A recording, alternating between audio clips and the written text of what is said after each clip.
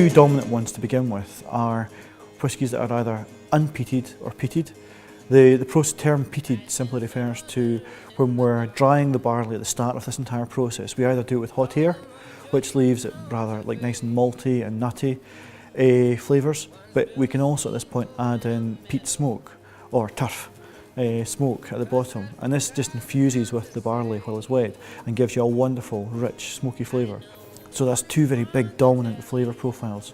You've got the other way of thinking, which is the lighter, sweeter styles versus the more rich, spicy styles, which is dictated to by the casks that we use. So if I go towards the lighter, sweeter styles, then that's really been dominated by American oak. So American oak contains chemicals called vanillins and lactones, and they interact with the new make spirit as it's slowly maturing, and they impart this wonderful toffee, vanilla, butter notes. And then you've got European red oak, which is like the tannins you get from red wine. It's got that lovely dryness to it, the rich, fruity, spicy notes. So they're the kind of four main areas.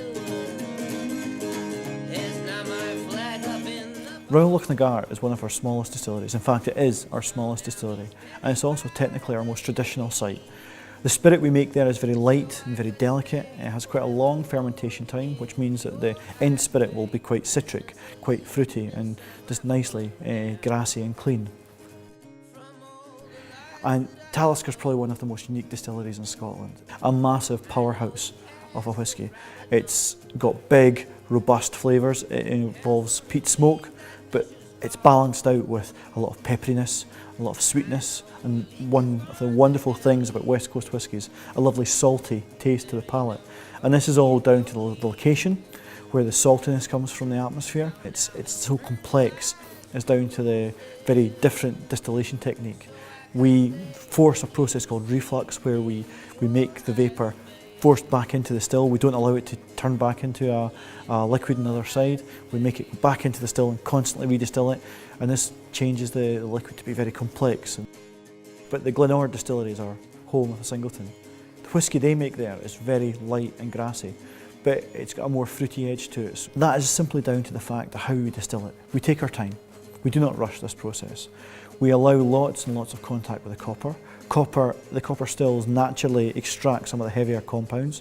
We allow Glenord, the new distillate, the new mixed spirit, to have lots and lots of contact with the copper stills, which leaves them very light, very delicate, very gentle. And now the death will grow my jasmine. Ourselves, we create whisky that's very big, robust, powerful whiskies, quite diverse in flavour too, because we use peat smoke in some of our distilleries. We use different cask types, different distillation types. If I use the example and compare that to our Irish cousins, they have historically always triple distilled, whereas we distill our spirit twice and stop. They do it a third time, and that gives it a much lighter and more delicate style because it removes some of the more heavier elements. If I then use the example of going to either Kentucky or to Japan, they have quite varying temperatures in their warehouses and around their sites, and that can sometimes cause environmental factors which cause differences in how they mature. Sometimes they can actually gain alcohol strength because the water evaporates off because of the high heat, but the alcohol stays present, which again can change the flavour profile of the final spirit.